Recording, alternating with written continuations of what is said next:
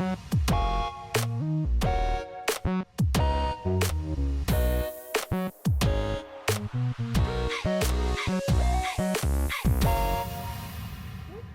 to our collaborative webinar between FFLA and Klett World Languages. We're so glad to see so many Florida educators here tonight for a session designed specifically with you in mind. I'd like to introduce James Dupree, our Klett World Languages representative for Florida, who works closely with teachers and districts across the state. Good evening, everyone. I won't take up too much of your time, but as she mentioned, my name is James Dupree, a World Language Sales Consultant based here in Central Florida. On behalf of Klett World Languages, we would like to thank you for joining us this evening and taking some time out of your work week to join us. And this evening, we are joined with Michelle Ola. I will let her introduce herself, but former language educator here in the state of Florida, based in Central Florida. And I'll let her have the floor. Thank you, Michelle. Awesome. All right. Welcome, everyone. It is so nice to see so many people. I know that I see some Florida faces. I also, if there's anyone from not Florida, welcome. There will be plenty that will apply to not just Florida, but to all of us as world language educators. So I'm going to go ahead. So thank you today for coming. So I'm really excited to talk to you today about my Florida themed presentation, the Florida Keys to Language Proficiency. So today's session is really about how we can create conditions where language proficiency truly flourishes, not by focusing on just one single piece of a puzzle, but by making sure that all of the keys connect. So before we set off on this journey this evening through the Florida Keys, let's start with just a quick warm-up. So let's do a road trip to Key West. So if I was able to give you all a free trip to Key West, what would you have to do to prepare for that trip? Just kind of think about that for just a second. What would you have to do to prepare for that trip? You probably wouldn't just jump in the car and start driving. You would at least make some plans if you were going to plan for this trip. So you'd probably think about your destination, maybe what you might bring with you, and maybe what you would leave behind. So I want you to think I'm going to give you just like a couple seconds, 15 seconds. I want you to think about what are 3 or 4 things that would be essential to pack or to do before you headed out on a road trip with me to Key West. So what are some things that would be essential? I'm thinking, a swimsuit and snorkeling gear and maybe flip-flops, right? Maybe some road trip snacks and my camera or whatever those essential things might be. First aid, if you're being super practical. I love that answer. Towels, sunglasses. I see a lot of things in the chat. Like there's important things that if you were going, I was going to bring you up to my hometown in Duluth, Minnesota, yep, wouldn't bring all of those things, right? So there's certain things depending on our destination that are essential. But now I want you to think of what are some things you definitely would not bring on a vacation trip to Key West. What are some things you are going to definitely lead out based on the definition or the destination of where you're going? Probably you can leave those sweaters at home, your winter clothes, your gloves, your hats, right? Maybe let's not bring our laptops or our work computers, right? So things that we wouldn't bring with that don't serve us based on the destination that we're going to, right? So when we think about planning for a language learning journey, it's a lot like this. It's a lot like packing for that trip. We need to know our destination because that makes a difference. In our case, that language proficiency and that destination is language proficiency and intercultural understanding. Like that's our goal of where we're headed. So we have limited time in order to get on that journey, to get our students on that path and get them as far as they can in that language journey. So we can't pack a lot of things that we don't need. We need to stick to the important, essential, intentional choices that we need to bring with us. So, deciding what will actually move students closer to our destination, and then what might just take up space in our suitcases that don't really matter. So, that's kind of what we're talking about today. So, our role as teachers is to plan the trip with purpose, just like planning that trip to Key West and leaving away those things that don't serve that destination, and bringing the things that do. Our teachers, our job is to choose what's essential, aligning our standards, our resources, and our highly effective language practices and strategies so that every step along this journey leads students closer and closer to proficiency. So that's what this webinar is about. That's what we're going to talk about. What are the essential keys that need to align for our students to reach their destination of language proficiency and cultural understanding? So just like the Florida Keys, if you've never been here, each of those keys is really great, really fantastic on their own. But together, they create this path to this wonderful experience of driving the bridge, driving to the Keys, driving to Key West. And it's the same with our language proficiency, right? Our journey. All of the keys that we're going to talk about are fantastic on their own. But when you put them together, that's when magic really happens. So again, if you've ever been to the Florida Keys or ever you've seen photos, you know that each key is unique, but they're special when you take them all together. And when you are taking that bridge from key to key, it's quite a magical experience. So by the end of this session today, I hope you have a clear picture of how these three keys that we're going to talk about work together, and some practical steps and look for so that you can take right away to strengthen that connection between these three things in your teaching and your context. All right, so before we begin, I always want to make sure I don't know if we have all veteran teachers. We might have teachers that are mid-career, and we might have teachers that are brand new to all of this. So I want to make sure that when we're saying a word like proficiency over and over and over again, that we all have a good idea of what it is. So what I want you to do is we're going to do a QR code that we're going to do a Menti. So if you have your phone handy, go ahead and scan this code.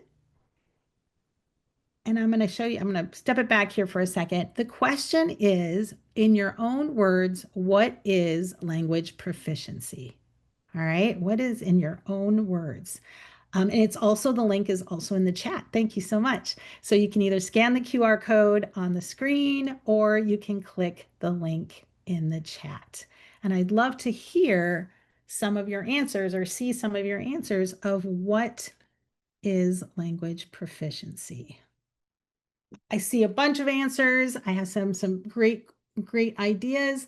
It's very simple. What it is it's the ability to use language to communicate and make meaning in real world situations, That is the key. So it's not what we do in our classrooms necessarily. It's what we do when we're out in the real world, when we're interacting with other people.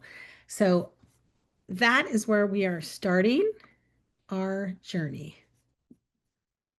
So the first thing we're going to talk about on our journey to proficiency, and that is the first key, which is our standards-based curriculum. It is the foundation of everything that we do. So the standards are, think of it as a map that guides us from where our students are to where we want them to be. Okay, so it's without this map, it's just easy to get lost. We might cover a lot of content, we might do a lot of things, but not necessarily move students closer to proficiency.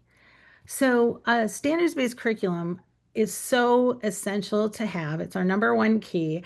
And a standards-based curriculum doesn't just ask, like, what do we teach? Like, we teach vocabulary, we teach grammar, we teach, the house, those are content things. Standards-based curriculum asks, what will students be able to do with what they have learned?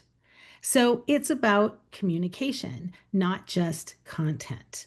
So, for example, instead of students will learn food vocabulary or students will learn the past tense, a standards-based goal would be students can order food in a restaurant or students can describe what they like to eat, right?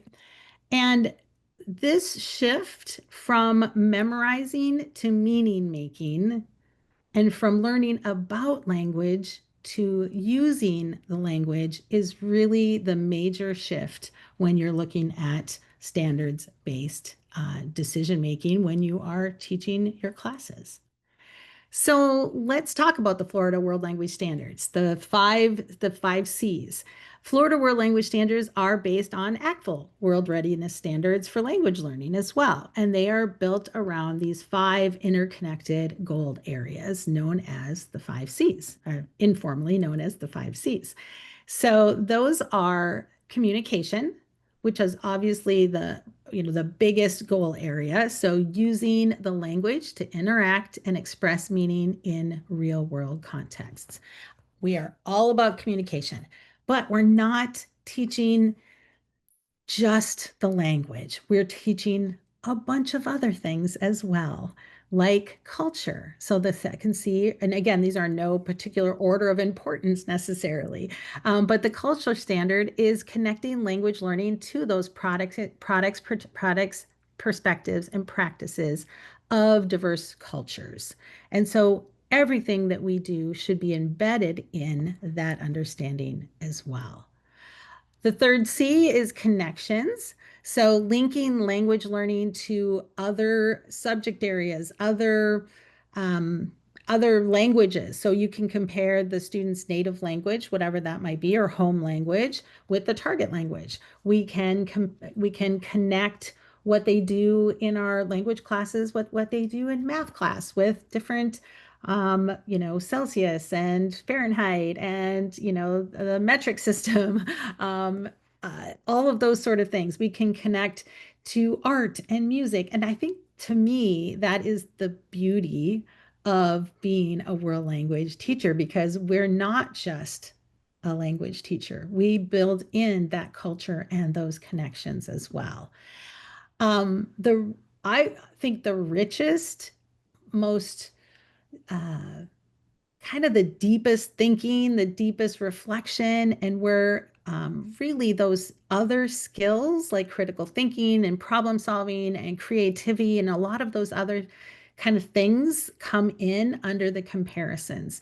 So the comparison C really gives us that opportunity to reflect on how language and culture influence our own perspectives and those of others. So, really being able to dig in and just ask questions of, why do I do the things that I do? Why do I kind of say certain things? So much is built on my particular context or my culture. I do things because I grew up in Minnesota that when I moved to Florida, people thought was really weird, right? They didn't understand because it was a different cultural context. And so comparing those things are what make us really connect with other human beings. And then, of course, the last one is communities using language outside of our classrooms, using language to participate in multilingual communities, both locally, maybe in our schools, or globally as well. And so together, these five C's really guide students towards that proficiency, that biliteracy, and intercultural understanding. And so everything that we do needs to focus back to these five C's if we're going to do a standards-based curriculum. All right, now we can't talk about standards, and I would say not just Florida, but all standards in world languages without focusing in on the communication standard.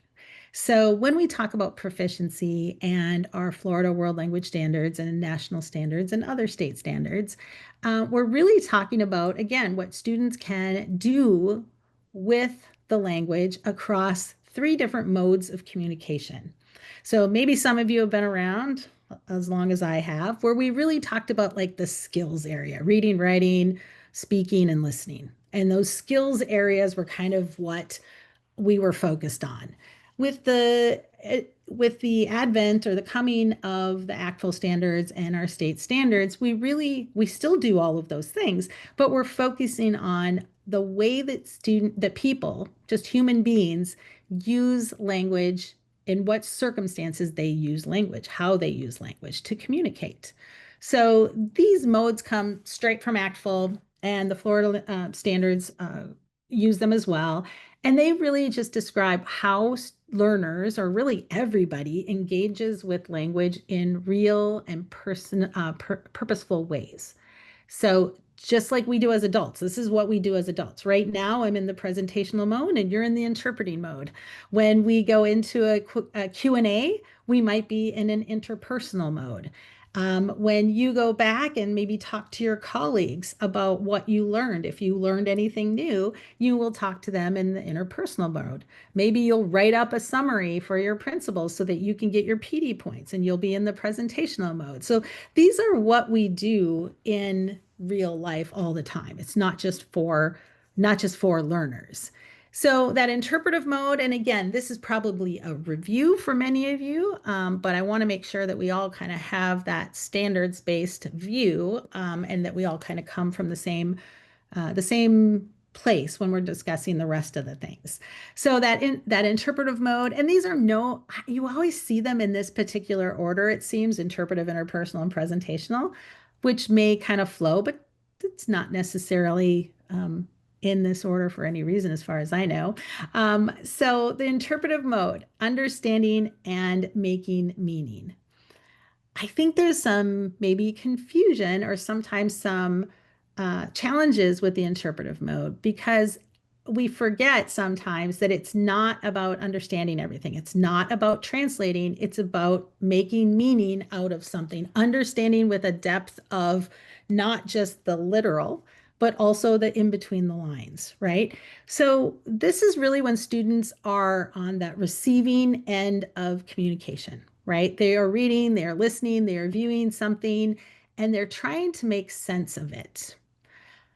Again, not just the literal words, but what are they talking about? What's the historical context? What's the cultural context? Who's the author? Why are they writing this? Are they trying to inform? Are they trying to persuade me? Are they trying to just express their opinion, right? What does it mean, right? Not just what does it say, but what does it mean? So think about students reading a social media post in Spanish, or they're listening to a short video clip in French. They're not just word for word translating. They need to figure out like what this all means. And I think that's the most important part of the interpretive mode, that meaning making, not translating. So do they have to know 100% of the words on the page or listen to 100%? No, they don't. And so sometimes as a teacher, I had a hard time like giving up that sort of control. But yes, it's so important that we just focus on the meaning and not on the literal translation. All right, the next mode: interpersonal, interaction, and negotiation. This is where language just comes alive. The interpersonal mode is all about two-way communication, conversations, discussions, interviews. It's where students need to listen, they need to watch, they need to look at body language, they need to respond appropriately, they need to keep the conversation going. So this is the messy one, where the other person that they're talking to didn't learn the same exact words that they did. They have a different set of words that they owned and acquired, right? And we have to figure out what the other one is saying. Believe it or not, even me moving from Minnesota to Florida, I had to figure out some things that I'm just like, I don't really understand what you're saying. Can you explain that, please? If you've ever asked for a Coke in the South and they ask you what kind, and you think, well, there's two, there's Coke and Diet Coke, and they say, no, no, did you want a 7 Up? So you have to figure out what that other person means, not just what they're saying, right? And again, the goal is not perfection, it's communication. And here's another hard truth. The goal is not memorizing vocabulary and mastering grammar. Those things are important and they lead to communication, but the main goal is communication. Students using the target language to connect with each other and to really build meaning together. And then we've got the last mode. Somebody once told me um, that this is the most used mode, the most used and misused mode of communication. That we as teachers like the presentational mode, and we have it a lot in our classrooms. I don't know if I agree or disagree with that, but I think it's interesting to think about. It is the most straightforward because here students are on the sending end. They're organizing their thoughts, they're able to practice it, they're able to rewrite it, they're able to really hone in and really focus more on not just the meaning but the form. It's not a conversation, it's planned, it's a little bit more polished, it's really showcasing what they can do with the language in a very more formal sort of way. But the beauty is not in any one of these modes. It is in all of these working together, right? They're all interconnected. So when a student interprets a video and then talks to their partner about it, and then they write a summary, we've got all three modes, right? So when all three modes work together, students don't just study a language, they really are using it to communicate and to connect. All right, the last major piece of any standard is that the proficiency levels, right? Now we could do a whole 1 day, 2 day, 1 week training just on proficiency levels and understanding them and getting into the nuances, and we don't have time for that. But we want conceptually to understand how this is different from teaching in the past, kind of legacy teaching, right? Um, the stages, basically proficiency levels are just the stages of language growth that our students move through as they develop their language proficiency, right? So just like we measure reading or math growth, proficiency levels are how we sort of measure how well students can communicate based on where they're at. So our standards really give us the guidance on where students should be at each course level on this proficiency scale. And then as we dive into each of those levels and as we get to know them, we see how we can move them farther and farther and farther along through various strategies. So novice level students memorize lists, words, phrases. They can name and list things and describe familiar things, right? Remember, this is proficiency in the real world. In our classrooms, they can do more than that, right? So when we're talking about performance, they can probably do more than that. But when they're out in the real world, how they react in spontaneous, unrehearsed situations, this is what they would be able to do. So intermediate students start creating with language a little bit, combining words a little bit to express some original thoughts, and they can start holding some simple kind of conversations. And then obviously when they get to the advanced, they can handle more complex thoughts, they can narrate, they can support their ideas, and they can really kind of do most things that happen in they're not thrown by most conversations that are going to happen out there in the real world. So if we link back to our keys metaphor, the proficiency levels are the mile markers on the road to Key West, right? They help us know where students are starting from and where they're headed and how we can plan meaningful instructions to keep them moving forward on that path. All right, so we're going to wrap up this session. We're going to have another little interactive activity here. This is really just kind of for you to check in and process and reflect just a little bit.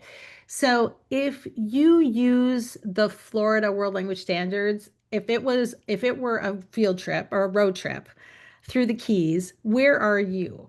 Are you still at the gas station, kind of ready to head out and figure out what these standards are called, or really I think sometimes we know what they are, but we don't necessarily do them. So are you at the gas station? Are you on the bridge, kind of getting familiar, getting started, kind of looking around and making some connections? Are you halfway to Key Largo? Like you know them and you sometimes implement them deeply, but maybe not 100%? Are you cruising through Isla Morada and you're pretty comfortable using them? Or are you like at Key West? Do you like live and breathe and you're watching the sunset and chilling and really living and breathing those standards in your daily life? Wouldn't know what you would do without them. Where are you? If you haven't scanned the code already or clicked on the link, you can go there and um, put in your reflection of where you are at. Awesome. Thank you for sharing that of where you are at on your sort of journey.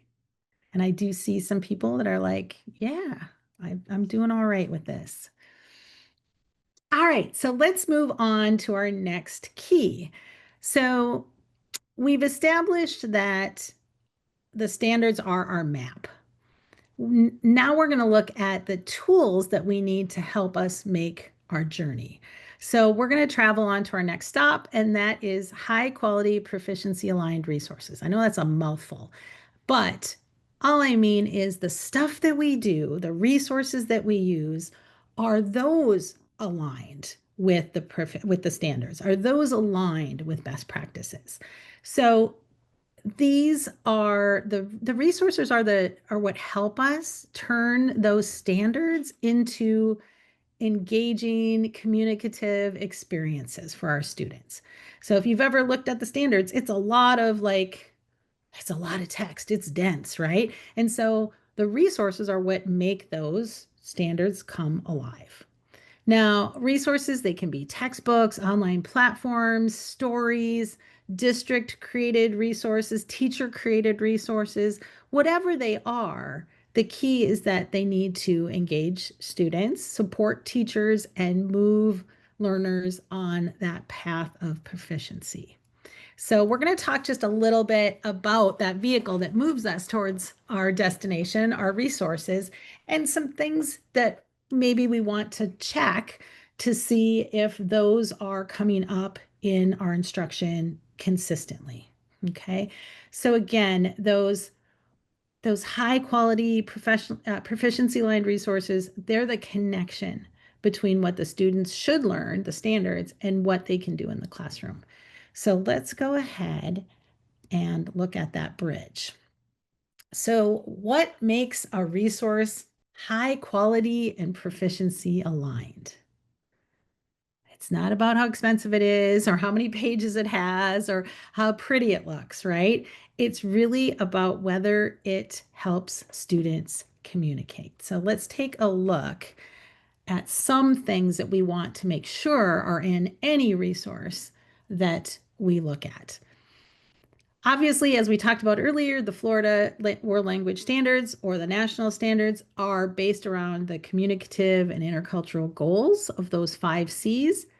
Any high quality resource starts with alignment to those standards, right? So they should have interpretive listening, interpretive reading, interpersonal writing, interpersonal speaking, presentational speaking, culture, connections, all of those things should be embedded in whatever we do. If we're creating our own resources, we need to make sure we're intentionally including all of those things. Okay, so whatever resources that we're looking at needs to have those. In addition to addressing the 5 Cs, the standards also show students what success looks like by targeting the correct proficiency level. and also helping students understand like what comes next, right? So that alignment of the proficiency level and the appropriate resource and the appropriate instructional materials for that proficiency level is essential. So that alignment is what keeps instruction focused, intentional, and moving students forward. Okay. Um, Proficiency grows through meaningful communication, and that always starts with input. All right.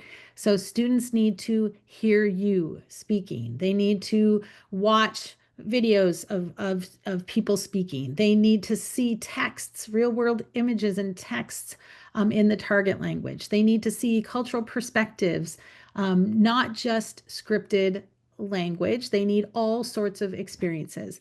And they need the opportunity to see and hear how language actually works in context, not in just a vocab list or a verb chart, right?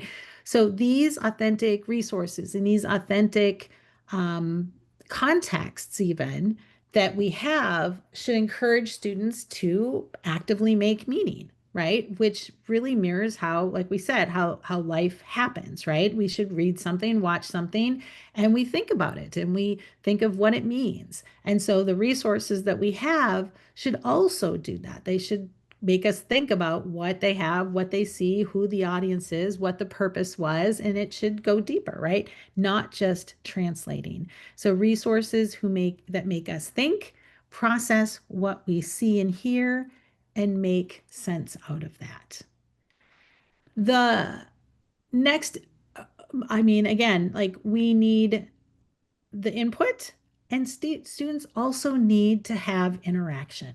They also need to get over their fear of just listening and always doing input. And eventually they're going to speak out, right? They're going to be in the interpersonal mode. In the real world, very often, very seldom does a person just receive input without giving any output, right? So we want to have experiences where language can come alive through various interpersonal speaking activities. We need them to have the opportunity to interact and negotiate meaning and express their ideas. So all of these important interpersonal texts or tasks really are what build proficiency along with massive quantities of input, of course. The other thing that I think we need to include when we're looking at our resources is I feel very strongly with this because I think all of us know that no two learners are exactly at the same place on their proficiency path. Ever. I've never in my life been in a classroom where everybody was exactly at the same spot, right? And we need to meet them where they are at. So, different resource options that scaffold or extend tasks depending on the student's readiness and ensures that ensures that every student can participate meaningfully and continue progressing. Because if they aren't being met where they're at, they're not going to get to the next step, right? They're going to stagnate. They can't keep moving forward. So when differentiating, we want to make sure that students reach the same or similar goals. So we're not giving them totally different goals to do. We want them working at the same time and in the same space. So we're not sending some kid to the library to do independent research where everybody else does something else. We want them to co-create meaning together, just at a little bit different sort of levels. And we want all of their different learning needs attended to so that they can move forward wherever they are, they can move forward. So when we're doing our scaffolding, one of the things that we can do is provide different tasks. And this is where a high quality resource comes in. So you don't have to create those tasks all on your own, but you can have your standard task. And then you might have option A and option B. Option A is going to have some adaptations that are going to support the student where they're at. So there might be addition or alternative preparation. So there might be a pre-listening or pre-reading activity There might be closed response, closed answer responses, so an either or a yes or no, or multiple choice instead of open answer questions. There might be more examples or more models for them to look at before they're expected to do output. There might be more guided, more guidance in their tasks. If they're doing like a presentational task, there might be some more tips to it. Um, then you have your kind of standard, and then you might have your option B, which are the same addition, same standard sort of activities, but maybe there's a challenge at the end to extend the learning, or there's additional thought processes that can go in. There's different answers that they can do or explore. The reason these are great to have these kind of different options is because it really supports differentiation for both groups. So if somebody takes option B, that keeps them moving forward. It doesn't make them just stop learning, but it also, when they're continuing to work, it gives option A people, students, the time that they need, right, to be able to really understand and process things. And then, of course, in Florida, as across the country in many, many states and cities, heritage speakers have their own strengths and challenges. And so they kind of require different resources and strategies at times. And so your resources are going to want to reflect that reality if that is your context as well, and to help support you in supporting those particular learners as well. So just kind of to summarize this, the high quality proficiency aligned resources, whatever those might be, um, whether you're creating them or you're purchasing them, they should make standards visible and actionable. They should connect learning goals to meaningful communicative tasks, right? They should provide authentic input and output opportunities, helping students to use the language for real purpose. And they should help teachers, free teachers, to focus on instruction. When there's high quality, ready to use materials that are aligned to proficiency targets, that saves the teacher from having to patchwork, different resources together. And, you can spend that time giving feedback or planning engaging lessons, as an example. I think the other thing is that when resources don't align with various things, if they don't rely, like they don't align with the standards, for example, or they don't align with proficiency outcomes, we start seeing some common roadblocks, right? So if they don't align with our standards and proficiency, lessons feel disconnected from communication, right? They're just random activities. They're not connected to our modes of communication and our proficiency outcomes. Students may memorize vocabulary and verb charts, but they're not really being able to transfer that into real language conversations, perhaps. And then the other problem is just teachers will have to spend valuable time, patching things together, and that can really take a lot of toll on just teachers in general and their quality of their teaching, their experiences, right? So just kind of 3 resource reflection questions to think about. Does the resource that you're looking at focus on communication? What is its purpose? Is it focusing on the standards and communication? Can students show what they can do with the language? Or are they just talking about the language? Okay, are they just talking about the verb tenses they know or the vocabulary they know? Or are they really showing what they can do with those things that they've learned? And then does it support growth for all students to be able to move along that path to wherever that proficiency leads them? So resources are that bridge between the standards and our strategies that we do in our classroom. So they give teachers a way to make the standards visible if it's a good high quality one, and they give students a way to practice what proficiency and to see what proficiency looks like and sounds like. So when those are aligned, our standards can come alive. All right, and our last key is just effective research-based strategies. So we've got our map, the standards, we've got our vehicle, some great resources that support those standards. And now we want to look at the strategies that drive it all forward. So, because even the best resources only reach their full potential when paired with effective research-based teaching strategies, right? So, research consistently shows that how we teach has the greatest impact on student growth, not just what we teach. So those strategies that we use, those high leverage teaching practices are really, really important. I know I was in a school in Florida. I was both a teacher when Marzano came about, and we talked a lot about high yield strategies. And I know sometimes those can just kind of rankle teachers and kind of, give us a little bit of anxiety.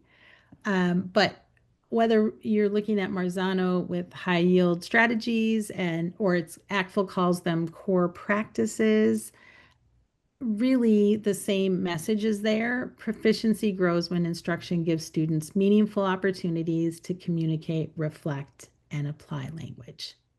So here's what it looks like with some common research-based practices. All right, so let's just look at a few. There are a lot of practices to look at, but I just want to kind of show you a few that I think are essential. All right, so the first one is using can-do statements, which align with proficiency. Can-do statements make learning visible. Can-do statements describe what students can actually do with the language, like I can introduce myself, I can describe daily routines, right? And these can-do statements really shift the conversation away from what students don't know or do know into what they can do. So can-do statements align directly with proficiency levels, helping teachers target the right level of challenges and helping students see their progress. So can-do statements are not just about checking off topics, it's about building skills step by step. So if you have not introduced or used can-do statements in your classroom, I would highly, highly recommend it. All right, the next one, comprehensible input that leads to output. Input then, so first students, like we talked about, first students read, listen, view comprehensible text. They do comprehension tasks to make sure that they understand the text. And then they they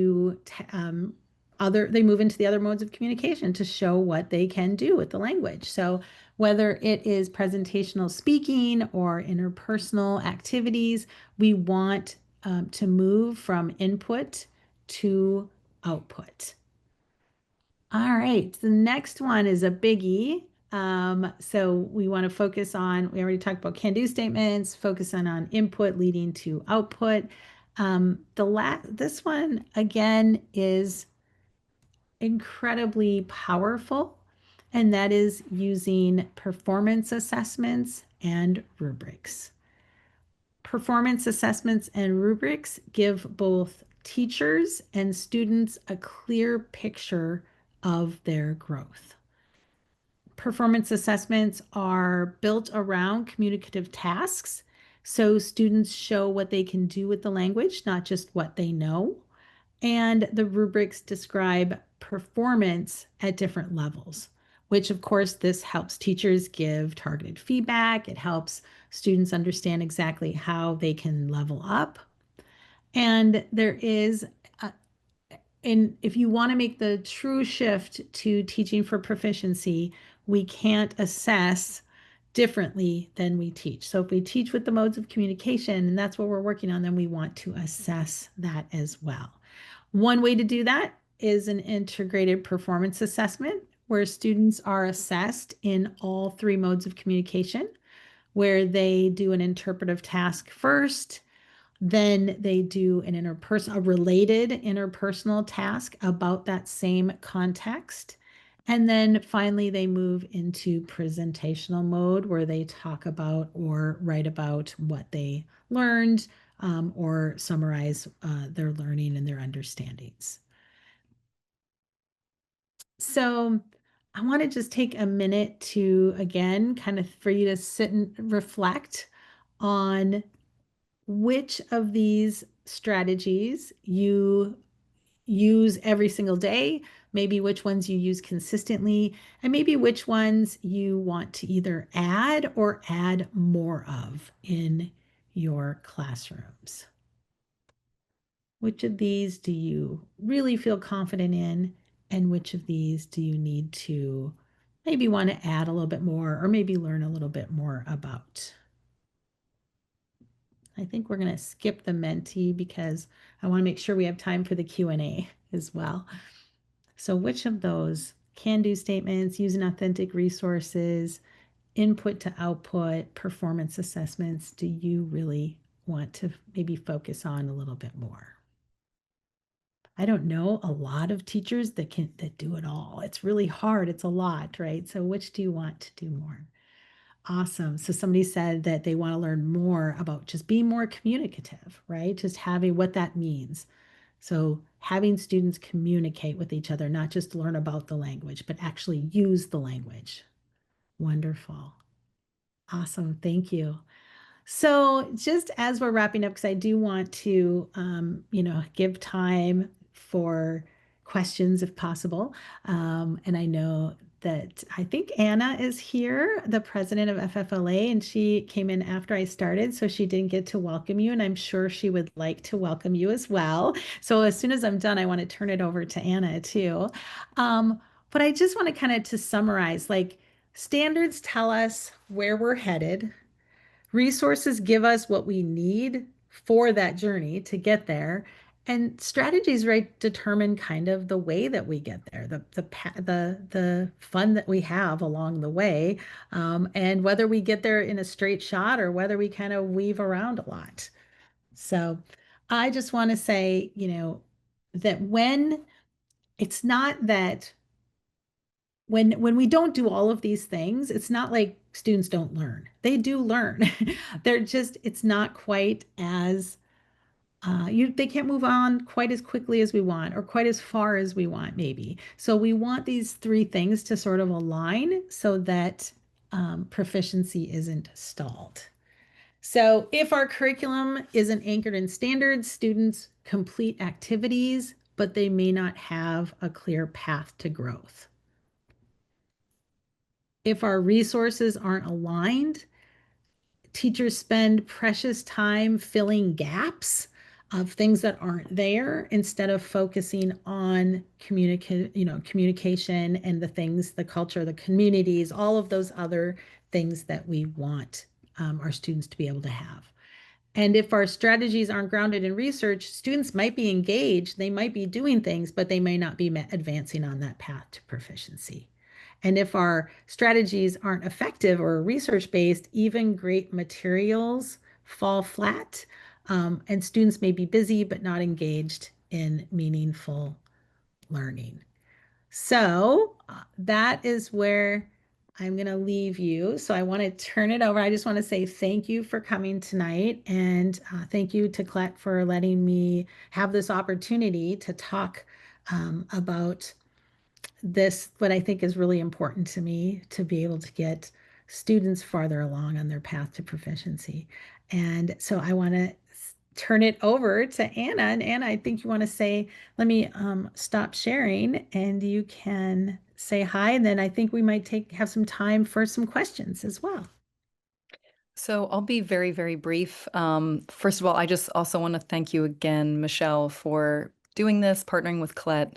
I loved everything you said. As a former German teacher, I can relate, and I'm sure other, the people who participated know, that it's really important that the materials that we use, the strategies we're using, the goals that we have for our students are aligned in that way. And so very quickly, I'm serving this year and next year as the president of FFLA, the Florida Foreign Language Association. I'm not sure where everybody who's attending is from, but if anyone is from Florida, our conference next year in October of 2026 is going to be in Daytona Beach. So I encourage you to just keep an eye out for that. Our website is www.ffla.us. We had Michelle Ola give a presentation this year. I'm sure she'll be doing something again next year because she's amazing. So just something else to be aware of. And again, thanks to everybody who's attending.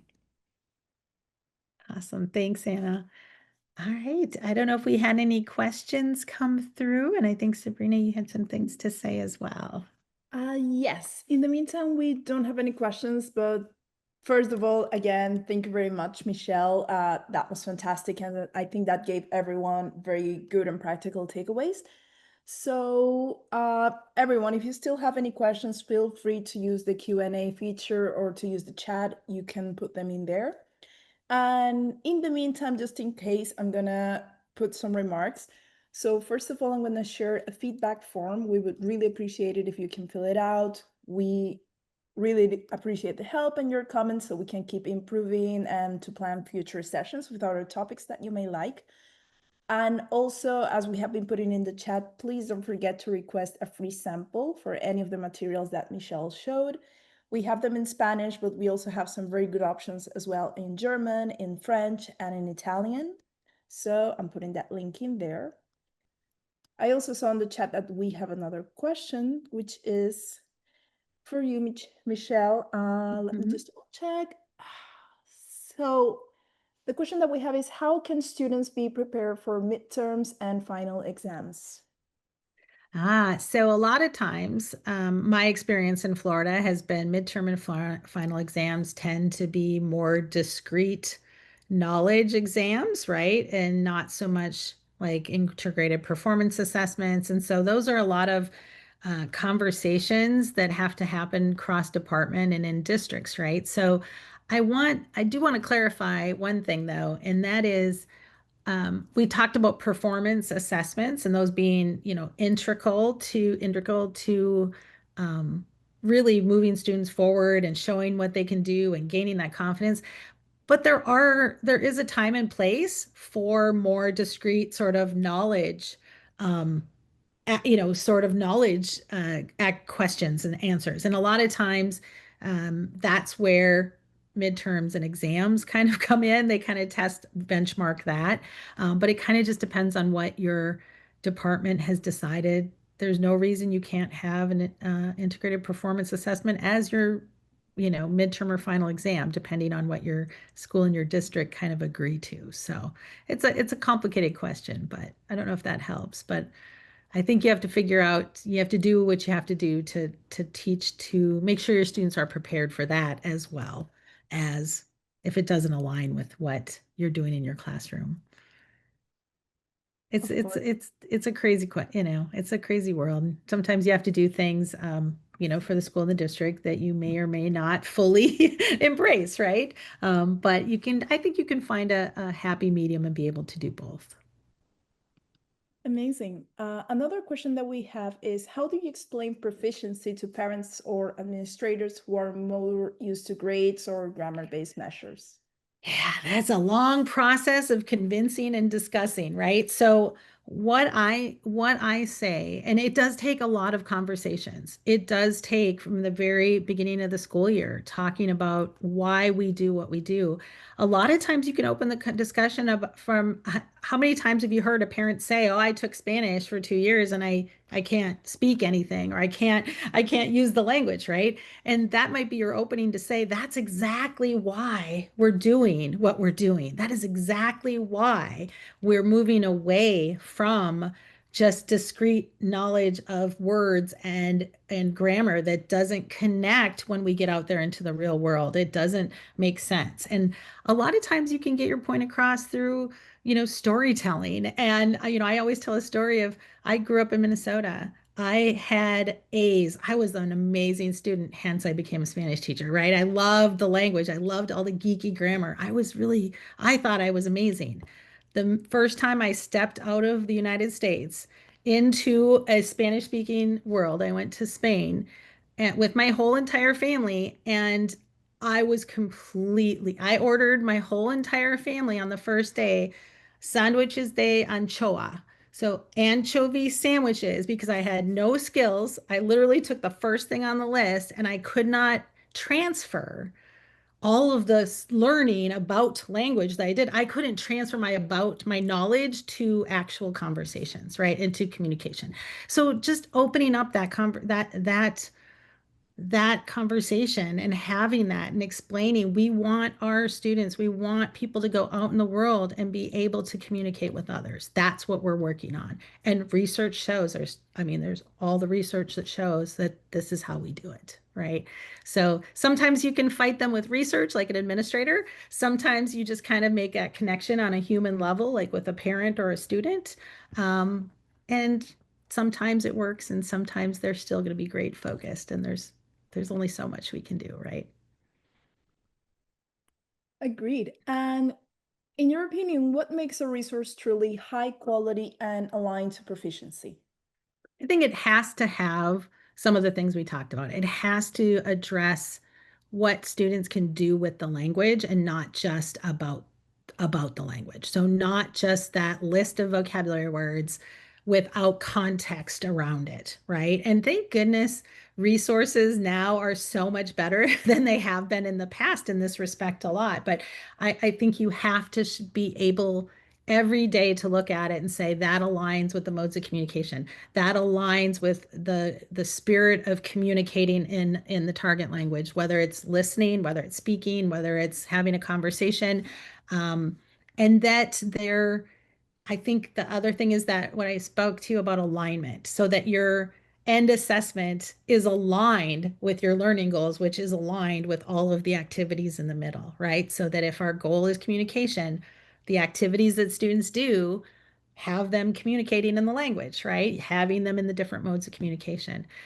To me, those are the things that it's all about. Backwards design, communicative tasks, input, a lot of input in the target language, student to student, interpersonal, authentic resources, all of those kind of best practices.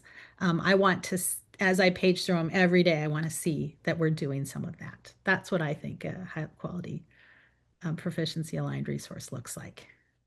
Amazing. I'm actually going to use that question, and I'm gonna answer the next one myself, and then we'll Okay. get back to you. Which, Okay. yeah. So basically, someone asked, "What book did you use for the presentation?"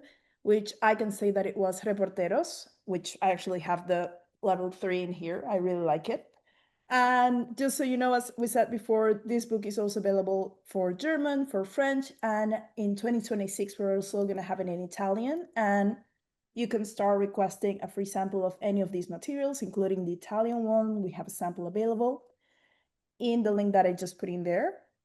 And it's a book that we really love, filled with a lot of authentic resources, many aspects, many activities, many additional resources as well. So we really invite you to take a look at it. And going back to you, Michelle, we have a question, which is, why is biliteracy such an important goal for today's students, and how do these keys help us get there? Ooh, that's a big one. I think being biliteracy is more than just speaking two languages. I really believe that it's not just that you have, I think it's important that you can have a skill, you can have, other opportunities, especially in Florida, there's opportunities if you speak two languages. And I think that's absolutely true for sure. But I also think when you learn a language, and it doesn't matter if it's French, Spanish, German, Russian, Arabic, it doesn't matter, ASL, I think when you learn a language, you change. Your brain changes. Your perspectives of the world changes. You look at different people. You look at people different from you in a different way. You accept that not everybody is like me. When I grew up in Minnesota, in a very small town of a 40 graduating, graduating class of 40, like just to have a bigger world view, I think is just so important. And I think that language is a way that opens up that in many respects. So I think there's multiple ways that learning a language really changes you. It connects you with people that you may not have been able to be connected with. And I find that to be a beautiful thing. So that's why I think it's important, among other reasons. But yeah. Of course.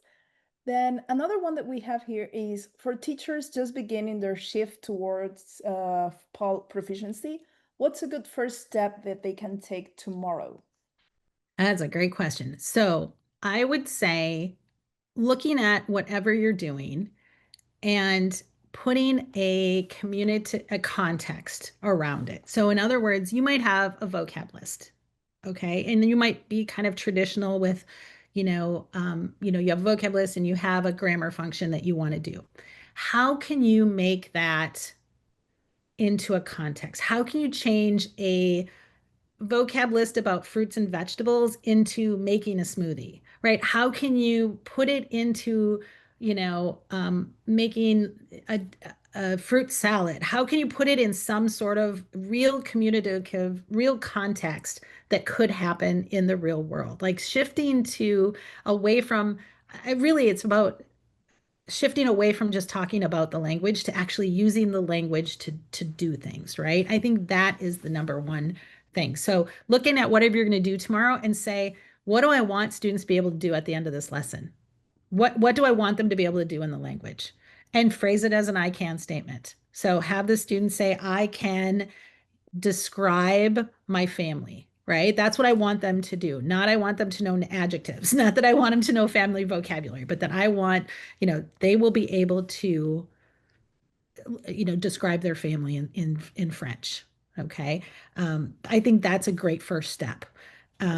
Many other first steps, looking at your assessment piece, but I think just really transitioning to that shift from talking about the language and learning about the language, which is learning about adjectives and learning about adverbs and learning about verbs and really just like you're still going to learn those things. You have to communicate, you have to know those things, but there's a context of why we're learning them. We're describing somebody, right? We're describing or we're expressing opinions or whatever it is. So putting it into that language, I think is a really good first step.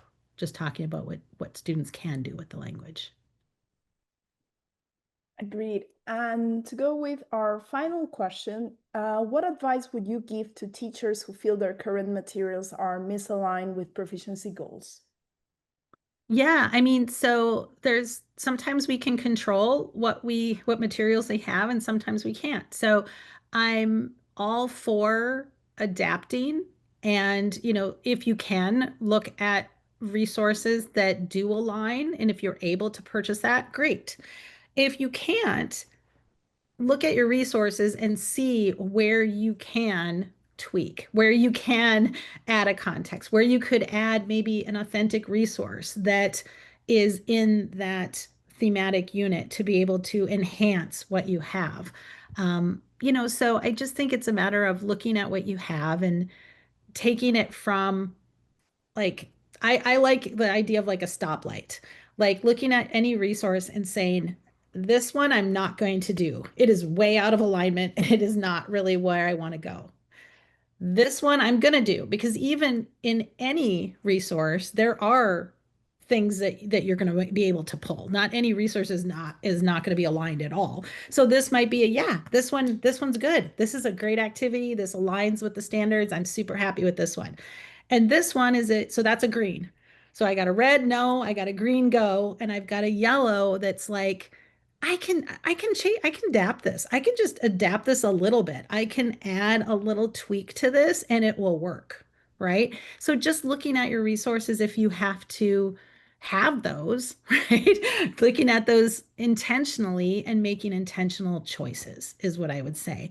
And then, if you're able to advocate, you might have to work, you might have to do some education. You might have to send this recording to your principal, or you might have to, send it to a colleague to kind of help them understand why you might need a different resource, right? That would align better with your goals and, you know, with the path kind of proficiency that you really know is the right way to go. Awesome. Fantastic. Yes, so I think that was our final question. All right. So, yes, that was great. Well, thanks so much, everyone. Yeah, I really have enjoyed talking with y'all. Great questions, and hopefully we'll see you in the future. Thanks so much, Yes. everyone. Yes, thank you very much again, Michelle, for leading such a very insightful session. And My once pleasure. again, and thank you everyone who joined us tonight. Special thanks to FFLA and to Anna for being here with us. And on behalf of course, FFLA and Klett World Languages, we want to thank you again, and we hope you have a great evening. We will send you everything in a couple of days, including the links and the slides and the recording, and I'm going to share the link for the certificate once again for those who have asked for it. Awesome. So you can fill that in to get the certificate.